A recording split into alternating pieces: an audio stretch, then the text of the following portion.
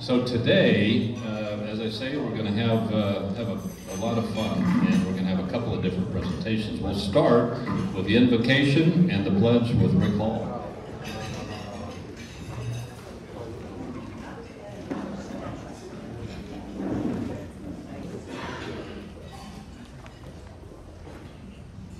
Thank you, President Bob. Join me in a word of prayer. Lord, thanks for the fellowship we have here today.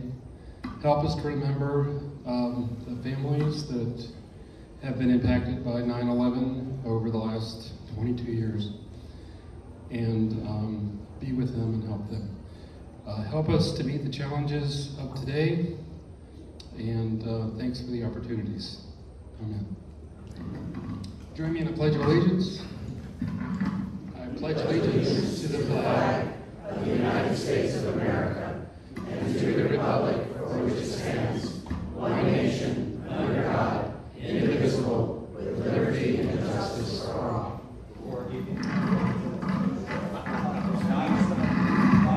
Thank you, Rick.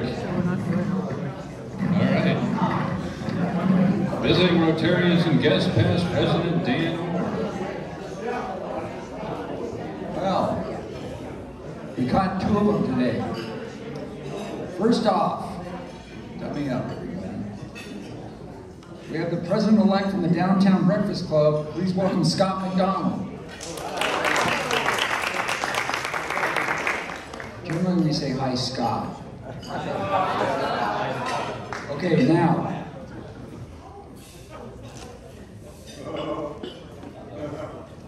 A former heart surgeon from Tucson, Bert Strug.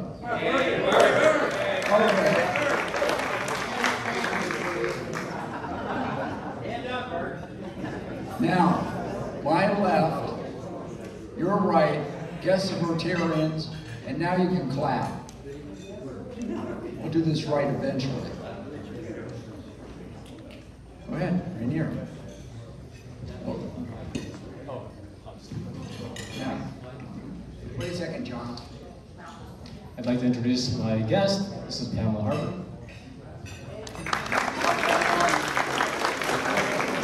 President Bob, fellow Rotarians and guests, I have Jerry Moss here as my special guest who's going to be inducted today, and his lovely wife, Margaret Moss.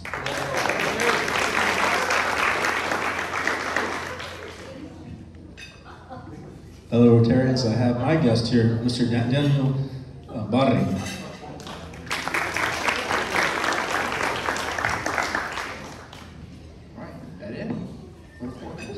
Thanks, Bob. Thanks, past President Dan Orr. All right, Red Badgers, and I'm going to call your name, and just to make it easier for everybody to see who you are, if you would stand, I'd appreciate it. Hennedy is here, and we'll be hearing some more from him on a Ukrainian family a little later in the meeting. Jerry Brown, who has one step left before we turn them into a blue badge. Where's Jerry? Ah, okay, we got to stand so I know where you are. All right, Evelyn Markle is here. There we are. Brandon Mahler. Hello, Brandon. And Amanda Manier. She's not here. Okay. Well, I hope she's standing up wherever she is. Okay. All right. Well, let's go to updates in a. Oh, we have one. Oh, Suzanne. Yes. A late registrant. I didn't have you. A good thing the velvet rope was down when you came in. So good to have you, Suzanne. Thanks. Any others that I may have missed? Well, okay. Julie. Yeah. Julie's going to do a whole night here next week, I think, and then she'll be done. Yes, Ed.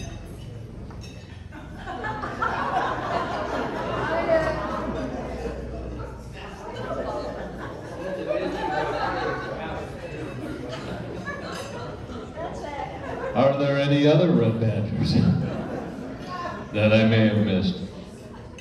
Okay. All right, well, let's go to the slideshow. Announcements.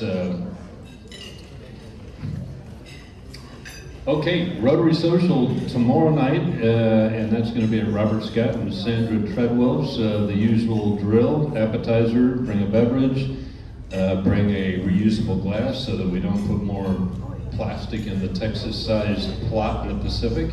And if you have the mindset, please bring a box of cereal so that we can donate that to the food bank.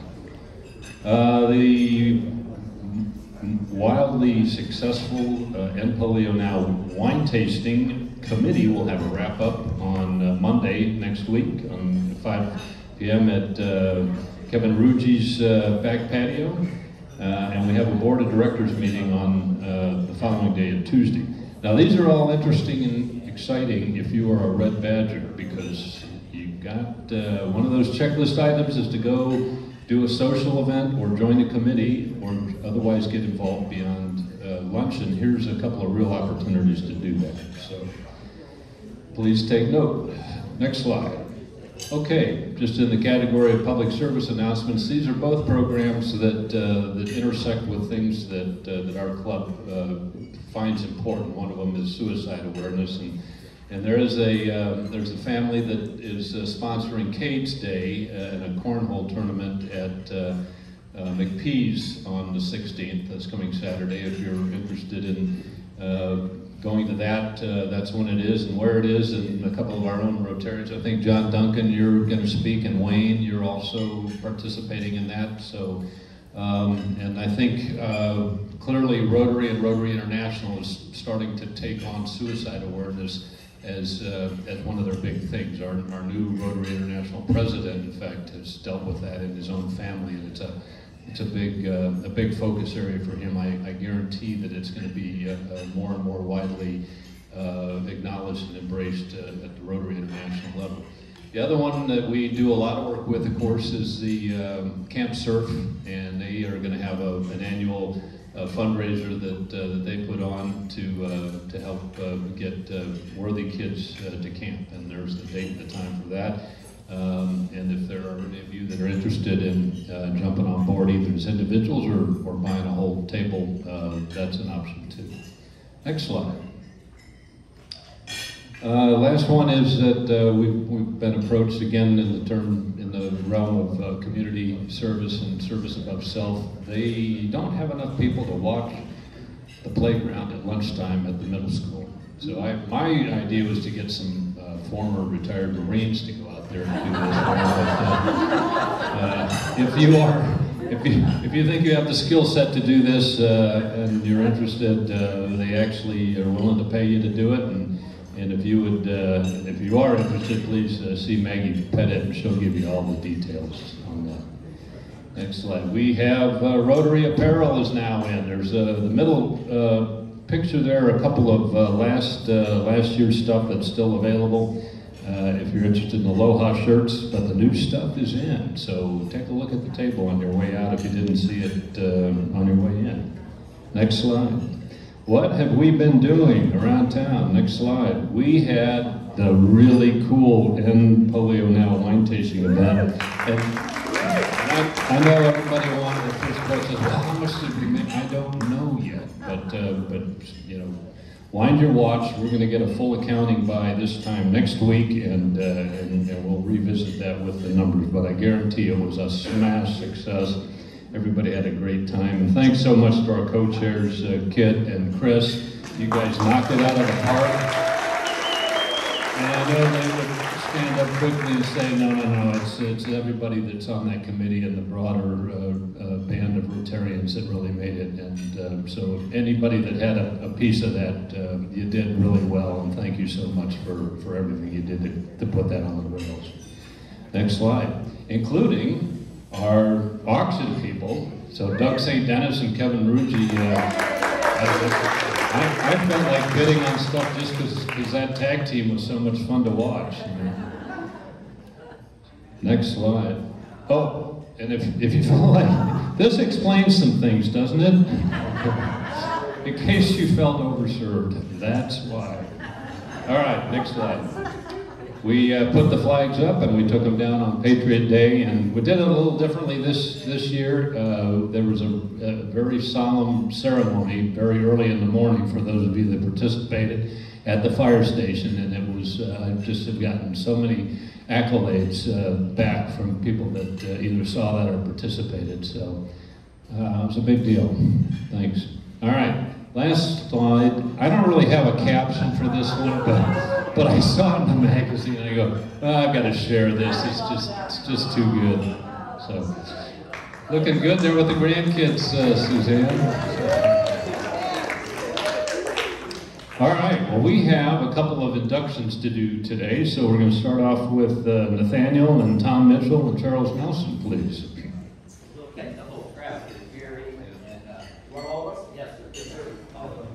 Okay, yeah, we'll have a conga line here then. Good.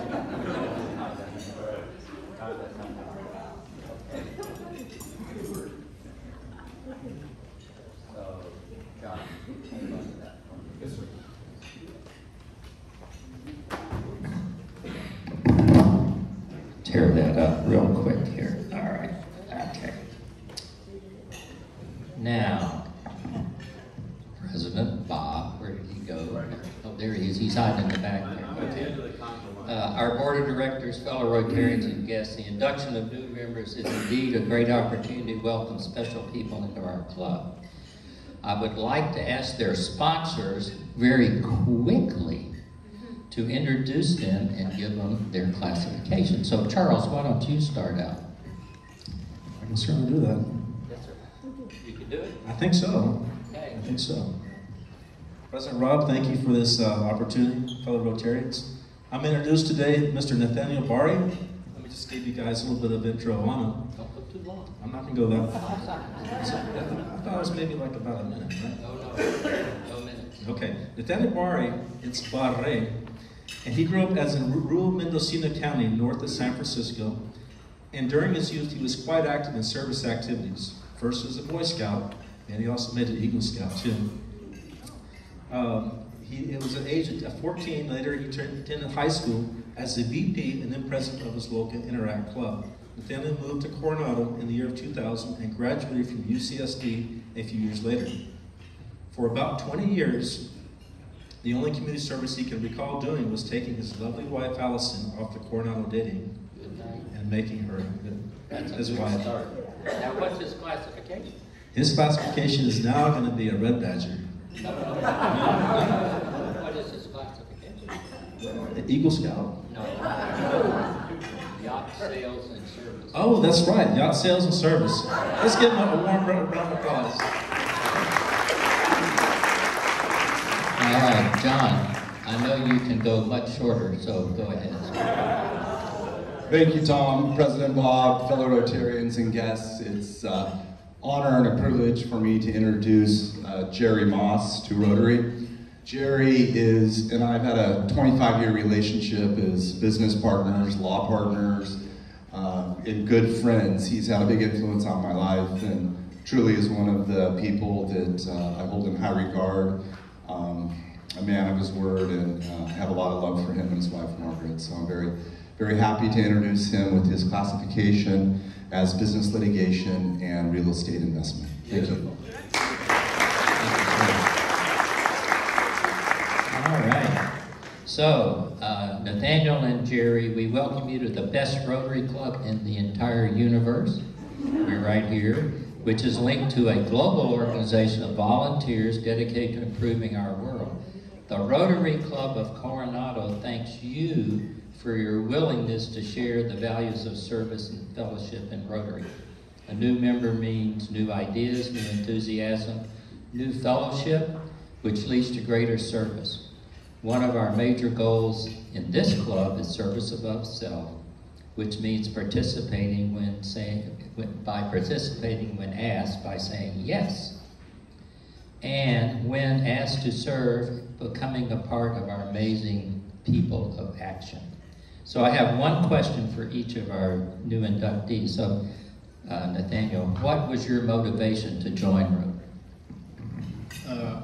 Honestly, I have kids that are, I have a 5 and an 8-year-old, and growing up, I always had great examples of adults in service. And I was looking, my wife and I were talking, and I didn't really feel like I'd been a good example. And I thought this might be a great opportunity to sort of get back into service.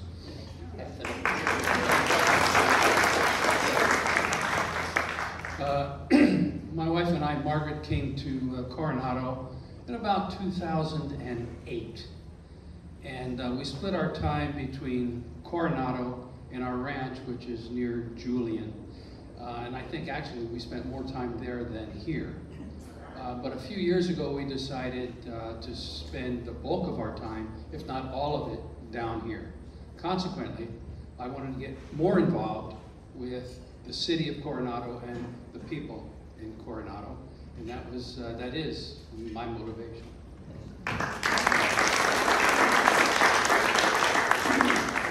So I got to tell you, both these gentlemen and working with their Rotary ones are fascinating individuals. And somebody rides horses everywhere as a mounted police officer, and I don't want to go in. And somebody sells yachts and does a lot of fun things with yachts. So they're both get to know these gentlemen for sure. So it is a pleasure on behalf of President Bob and the Board of Directors as we welcome you, the newest members of our Rotary Club. I will ask John and Charles to give you your Rotary pin, please. You can put it on him if you like. Now, he may be sensitive to it, but I don't know. They're magnetic. Yeah. All right. So everybody stand up and give our newest Rotarians a big round of applause. A warm welcome. All right. Thank you, everyone. Thank you.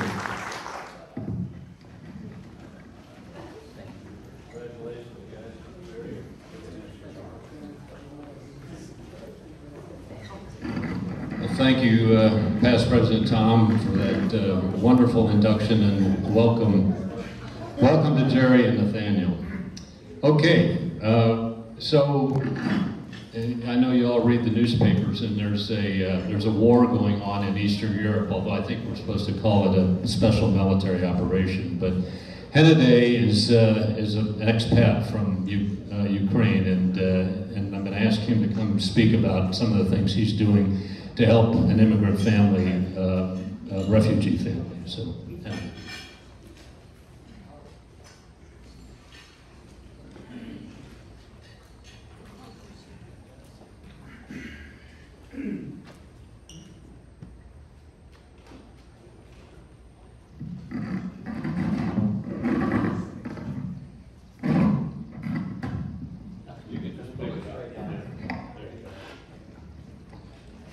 Thanks a lot, new President Bob.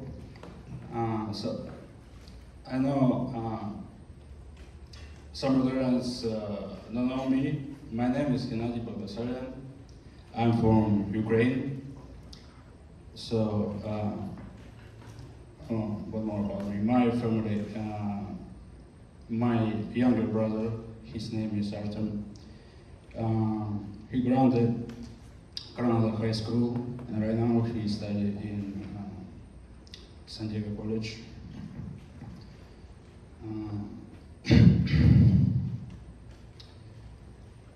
So what about speech?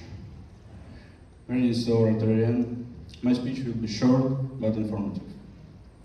This year, my family and I are helping another Ukrainian family from eastern Ukraine to escape. This is his Kabylowski family. Slide.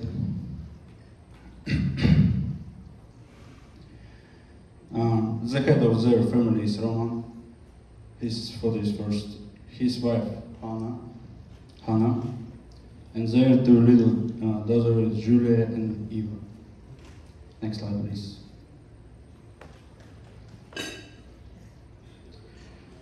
On this slide, you can see how happily they lived before the war. Next slide. And on this slide, you can see what their apartment turned in after the Russian attack and a constant bombing. So it's really for them. So what about this family? Right now, my family and I acted as guarantors and sponsor for their families around in the United States. The Immigration Service has already approved their candidacy and they should arrive in the next month. I will help them with temporary housing and the registration of all necessary documents. If any Rotarians have a desire to help them, they will be funded. The most pressing issue is with permanent housing and the first temporary car. That's it. Thank you. Thank you all very much for your attention.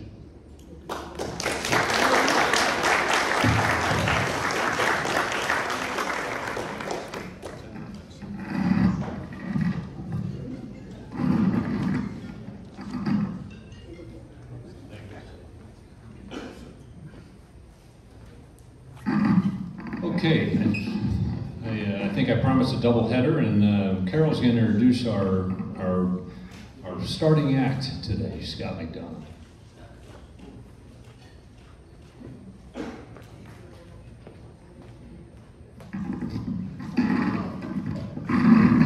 President Bob, fellow Rotarians and visitors, we have a gentleman from Scott McDonald who is a member of the Downtown Breakfast Club, and he is here speaking today on their latest global grant, which is economic empowerment for young women through vocational training. It's a global grant that they are doing in Africa, and how we are involved is that because we are not doing a global grant this year, they are going to use our district designated funds to augment the funds that they will have. And that means that they will get $10,000 from the district and $8,000 from Rotary, which is an additional $18,000, which is similar to what they did for us when we wrote our Mission Vale grant last year. So we are very anxious to hear Mr. McDonald present what they're doing with their global grant.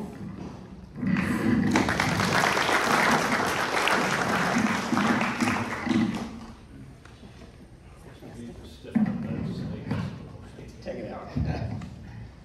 So thank you very much. It's great to be here. The grant that I'm about to present would not have been possible without your participation. So when you see the program and what we're doing, understand that you made this possible. Second thing is how this thing came about. A few years ago, I was doing some research for a book on student debt.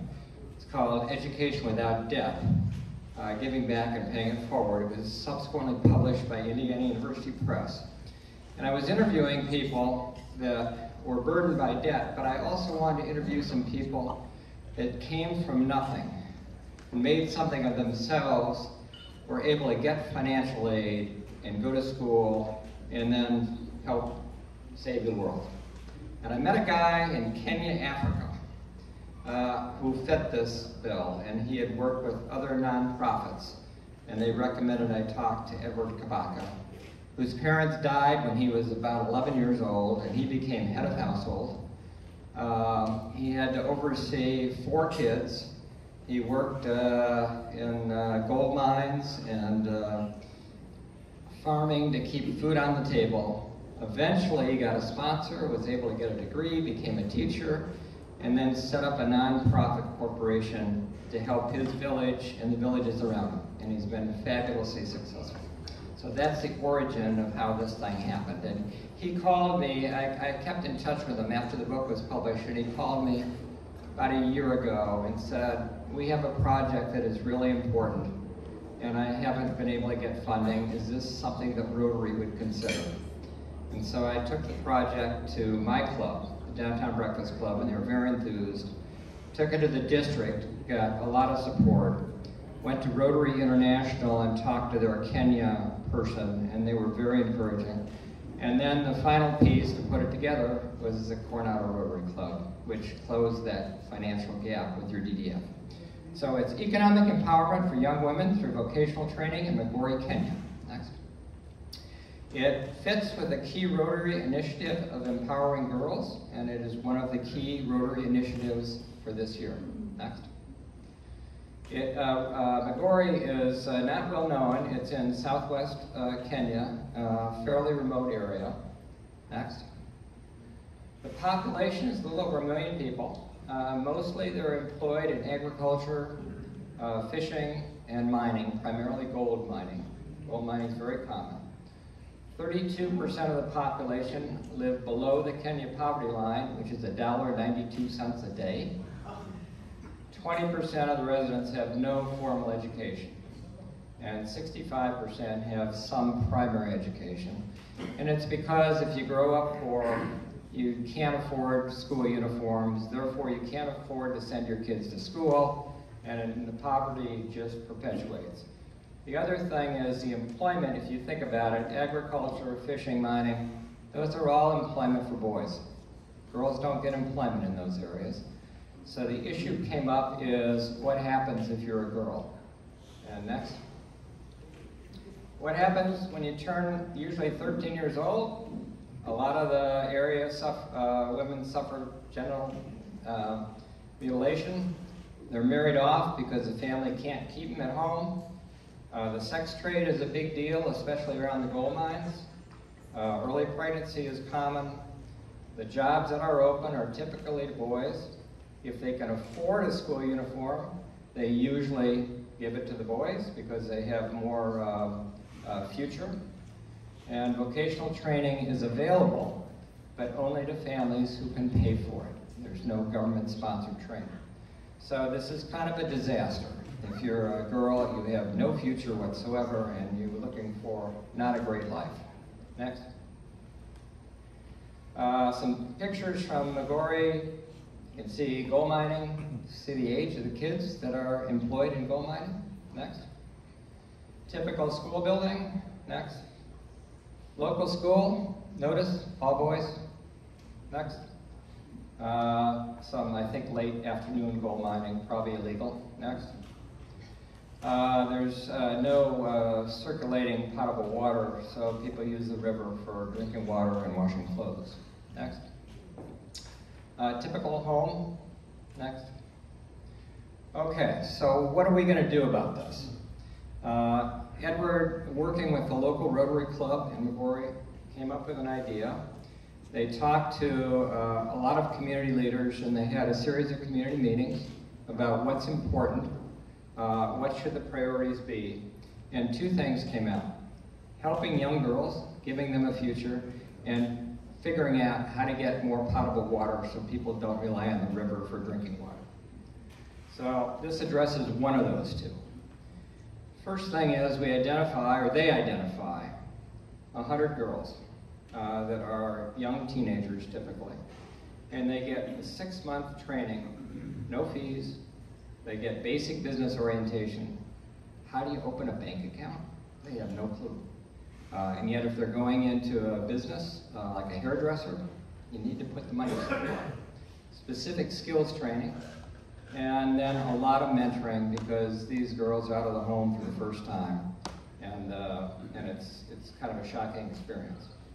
After they finish 6 months of vocational training, they're given a 12-month experience at one of 3 business hubs that have already been set up. One of them is beauty, which includes teaching kids how to do hairdressing, nails, make wigs, massage,